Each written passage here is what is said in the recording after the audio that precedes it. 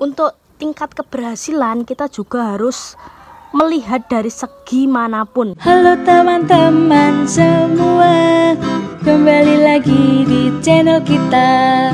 Beragam video bervariasi, ternak hebat. Halo sahabat ternak, kembali lagi di channel Ternak Hebat. Terima kasih yang sudah like, komen, dan subscribe. Bagi yang belum, silahkan like, komen, dan subscribe ya teman-teman. Video kali ini tentang tingkat keberhasilan dalam masa brooding ya teman-teman. Jadi masa brooding itu adalah masa dimana ayam day old chicken atau DOC itu sedang berkembang menuju masa remaja. Nah, di masa ini pasti namanya struggle atau tantangan ya teman-teman, itu pasti sedang terjadi. Nah, dimana kondisi ayam yang masih membutuhkan suhu hangat masih bergantung pada lampu, suhu lampu ya. Nah, ini contoh tetasan DOC ayam KUB usia 1 minggu ya, sekitar 30 ekor. Ini alhamdulillahnya sehat-sehat ya teman-teman, tidak ada yang namanya pulorum. Pulorum itu berak kapur ataupun senot, mata berair, terus pilek juga tidak ada. Nah, di sini usia 2 hari sudah saya sampaikan kemarin ya. Usia 2 hari itu saya vaksin, yaitu vaksin NDIB. Vaksin dasar untuk ayam kampung ataupun ayam apapun saja, ayam tipe petelur, ayam tipe pedaging, itu biasanya divaksin ya teman-teman. Nah, untuk tingkat keberhasilan kita juga harus melihat dari segi manapun, dari segi kandang, dari segi pakan, dari segi ketelatenan, itu kan juga mempengaruhi tingkat keberhasilan. Nah, di sini saya akan berbagi tips sedikit saja tentang yang saya terapkan atau saya sedang lakukan untuk mengetreatment ayam DOC. Yang pertama, setelah biasanya kan seperti ini yang digunakan ayam. Nah, setelah digunakan ayam kita wajib membersihkannya. Nah, seperti ini. Ini baru kemarin saja saya semprot, saya bersihkan. Dalam-dalamnya juga saya semprot sampai sela-sela ya. Saya sela-sela itu ini udah tak semprot, cuma kan tetap aja ya namanya kotoran itu tetap membekas ya teman-teman. Tapi ini sudah bersih, sudah tak semprot. Tak semprot air. Terus setelah disemprot air kita diamkan terlebih dahulu. Kita diamkan terlebih dahulu supaya kandangnya kering. Kalau sudah kering, kita semprot dengan cairan disinfektan ya teman-teman. Setelah disemprot cairan disinfektan, kita diamkan lagi. Setelah kita diamkan, baru namanya alas kandang, lampu kandang, terus minuman untuk di dalam kandang, wadah pakan itu baru masuk. Ketika sudah masuk ya, baru DOC baru masuk ya. Setelah DOC baru masuk, sudah kandang bisa digunakan. Nah, siklusnya lagi ya seperti itu.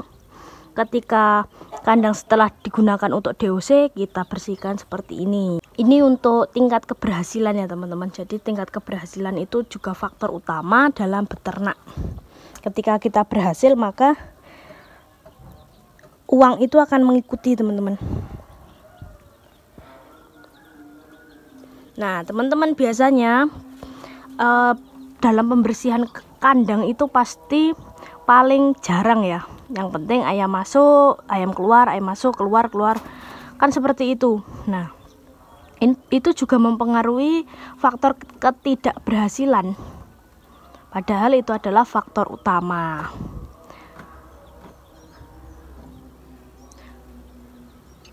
Nah, untuk lampu kita menggunakan 2 buah ya.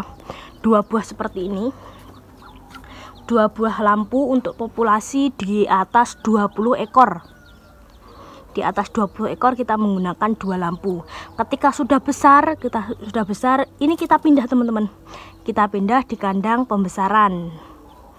Ya, nanti saya kasih contoh lah kandang pembesarannya itu saya ada. Nah, itu adalah faktor-faktor yang mempengaruhi keberhasilan. Nah, masih banyak sekali teman-teman. Jadi kesterilan minum, kalau bisa minum itu menggunakan air minum yang direbus. Air minum rebusan itu lebih bagus karena zat kapur itu berkurang teman-teman. Kalau enggak ya pakai air isi ulang. Kalau dirasa air isi ulang itu mahal, teman-teman bisa menggunakan air sumur atau air sumber, itu didiamkan di dalam tangki ya teman-teman, atau di dalam drum itu didiamkan. Nah, setelah didiamkan nanti zat kapur itu pasti mengendap itu bisa digunakan langsung teman-teman ya. Nah, dalam dunia peternakan pasti ada namanya trial and error. Nah, trial and error itu adalah musuh dari para peternak ya teman-teman. Nah, apa sih yang membuat trial dan error itu? Pasti dari kitanya sendiri teman-teman. Dari kitanya sendiri, karena kita tidak telaten terhadap hewan yang kita pelihara. Ini sehat-sehat, ini bisa saja tidak dilampu teman-teman. Jadi ayam seperti ini kalau sudah 1 minggu itu bisa tidak dilampu, dengan cara oksigen ataupun sirkulasi udara itu mampu memenuhi kebutuhan ayam. Ayam hidup kan karena oksigen ya teman-teman. Jadi ayam seperti ini bisa tidak menggunakan lampu, tapi dengan oksigen yang terpenuhi. Seperti ini kan hijau-hijauan di sekitar kita ini. Angin aja bertiup kencang ya teman-teman. Pasti ayam-ayam itu juga sehat. Nah, bisa dibuka seperti ini. Dibuka untuk sirkulasi udara supaya bagus. Kalau musim hujan ya pasti tentunya ditutup. Nah, untuk amonia gimana Mbak? Nah, berhubung ini tidak saya kasih alas, biasanya kan di sini ya, atau di sini itu pasti dikasih nampan buat alas ya teman-teman. Tapi untuk ternak saya itu tidak menggunakan, tapi dengan satu cara, yaitu disemprot.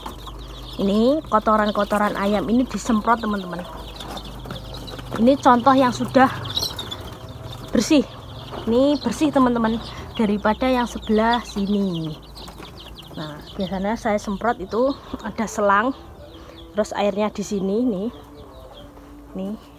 tinggal disemprot aja, enak ya, disemprot. Ini kandang juga saya semprot kemarin teman-teman, saya bersihkan. Cuma kan namanya kohe ayam itu kan bekas, jadi tidak bersih banget lah. Untuk kandang ya seperti ini ya teman-teman. Jadi untuk kandang tidak terlalu mewah lah, yang penting kita fungsinya, dan semoga juga berkembang ya teman-teman.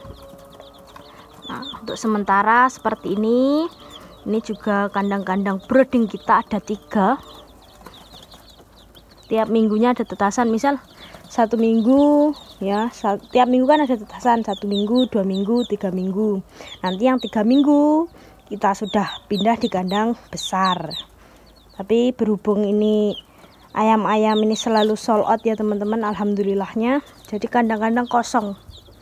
Ini membesarkan ayam KUB 33 kalau enggak 30 ekor ya, alhamdulillahnya sehat-sehat teman-teman. Oke, kita ke kandang pembesaran ya, kita perlihatkan. Bentar.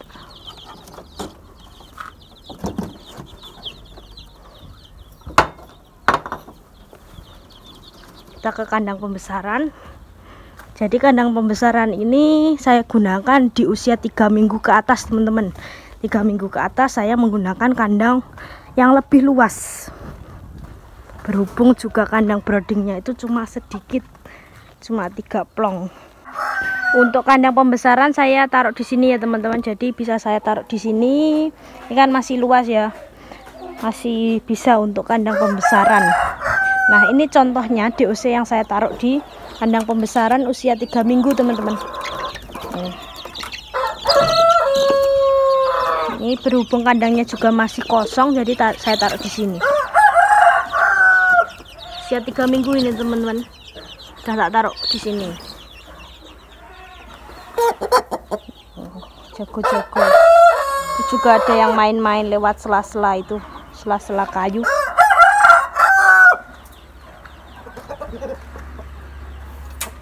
Oke, kalau enggak itu saya taruh di sini.